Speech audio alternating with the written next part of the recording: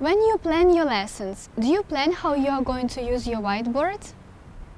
Hi guys, my name is Tatiana Skripkina and you are watching my YouTube channel for language teachers. So if you are new here, you may consider to subscribe. So today we are talking about how to use your whiteboard during your lesson. I do find it helpful to plan how I'm going to use my whiteboard when I do my lesson plan. So unfortunately today I don't have a whiteboard, but I've got a flip chart, and say this is your whiteboard. Here you may write your vocabulary, target language, or blocking vocabulary.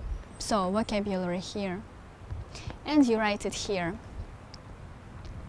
If you would like to write the aims of the lesson, you may write them here, for example, aims.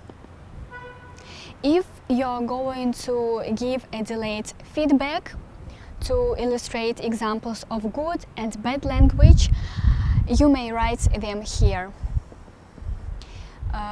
Errors.